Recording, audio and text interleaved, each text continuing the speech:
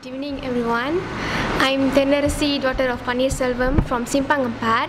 I got 8 A's and 3 B pluses in SPM. I'm from BM High. Basically, I'm from a middle income family. So my father is the only source of income in my family. He has to support 6 of us. So I thought of can get help from government to continue my studies, further my studies. Actually, my ambition is to be in medicine line. So I thought can get matriculation or UPU. But then I failed to get any of them. Now I'm still waiting and didn't get anything from the government. Don't know what to do. So, but I got Form 6 STPM. But I won't do Form 6 because I'm not really confident in doing that. Next will be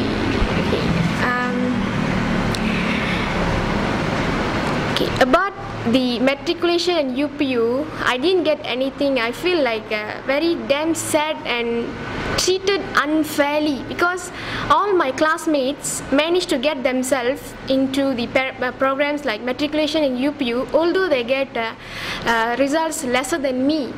But I performed well in both education and co-curriculum, but didn't manage to get any. So it's it's not Satu Malaysia. Good afternoon. My name is Kavita. I'm from Penang. I'm from St. George's Girls' School. I got 10 A's in my SPM, but I applied for a few scholarships and all, JPA, matriculations. I went appealed. I didn't get the first time I appealed. I didn't get anything still waiting for government for JPA. My parents can't support me because they have two other children. So I don't know, I have to wait. I'm doing Form 6 now, so I'm kind of disappointed because I didn't get anything. So I hope I'll get something, but I'm not sure. Good morning. My name is Dachaini Nagendran. I'm from SMK Jalan Damai. I get 5 A's in my SPM. I applied for a matric, but I didn't get. Now I'm 18. I think that in my 18, I have not suffering my mother and father to start. They give me more studies, but now I didn't get the matric, so I think I suffering them. So now I doing the Form 6 in high school. Good evening to everyone. I'm Ravin, son of Shanmugam from Kulim. I studied at SMK Sultan Balisha. I scored 11 A's in my SPM.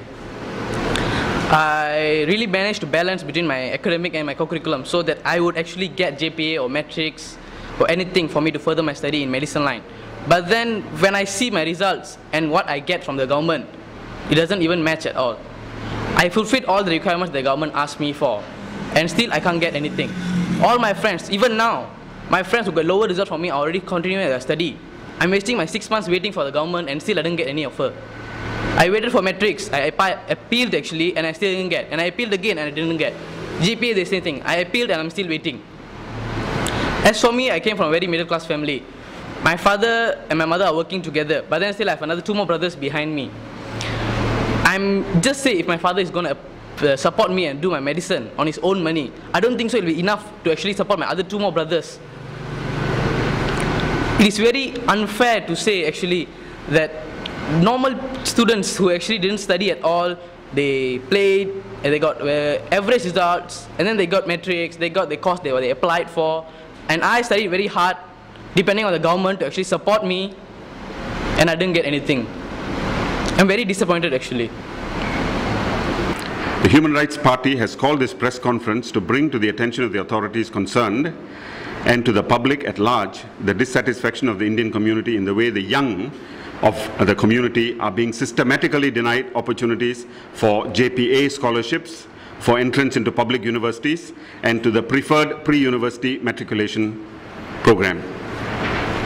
Prime Minister Najib keeps repeating that we are one Malaysia. We sing songs in schools, I'm sure, about one Malaysia. The children will know. And that we need to move out from the middle income status to high income status. that the basis for affirmative action should be need-based and not race-based, and to increase the income of the bottom 40% of the population, and so on in his master plan to take Malaysia on forward. Now, Prime Minister Najib needs to explain the dichotomy between his intentions and what is now happening on the ground. He needs to explain how we have these top-performing Indian students being denied opportunities for JPA scholarships to do courses of their choice, entrances to local universities, and admission to the matriculation pre-university programs. Because he is the one who initiated the One Malaysia program, and if the One Malaysia program is to mean anything, then it has to mean something in these areas. So he has some explanation to do. It is a firm opinion of the Human Rights Party that these top Indian students are being denied the entitlement for the only reason that they are of the Indian community, a minority community in this country. Anyone who truly understands the processes of creating unity in any population knows that a unified population can only happen when there is fairness, when fairness is felt in all affairs of life. Fairness, equality, and equal opportunities are fundamental building blocks for building one nation.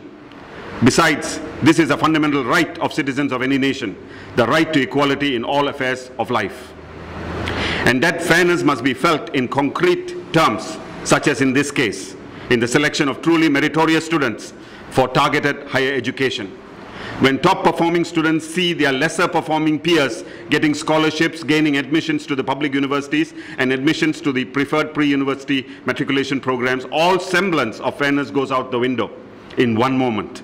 And with that, any hope of a One Malaysia. So how can the unity envisioned in the One Malaysia concept ever be attained? Dato Sri Najib, just what do you mean by One Malaysia? Year after year, the same process repeats. Grossly biased selection of SPM students are made, and unfairly treated students and their parents vent their anger and frustration, and then MCA and MIC put on an act of intervention, and a few more students are added to the list, and then it happens again the next year, and so on. MCA and MIC attempt to be relevant with this wayang kulit. UMNO keeps the system as is, and a lot of hot air is spent in the process of press conferences such as these. HRP, the Human Rights Party, demands that the entire process of selection be revamped to reflect fairness that is sorely needed in affairs of Malaysian life. The Human Rights Party demands that this entire process be made transparent, which includes the criteria for selection, the results of the selection, the names of all those who applied, what they each scored according to the selection criteria, who were selected for the various programs, and such relevant information. This can then be posted in the Ministry of Education's website. Unless the Prime Minister, Najib, and the UMNO-led government picks up courage to do this and to make all such processes of the government transparent, the inevitable conclusion of the affected Rakyat will be that Najib and UMNO just want to continue this ethnocentric system, just want to engage in rhetoric of One Malaysia, and just want to get the votes. They do not really want to change the system to address the sorry state of our nation.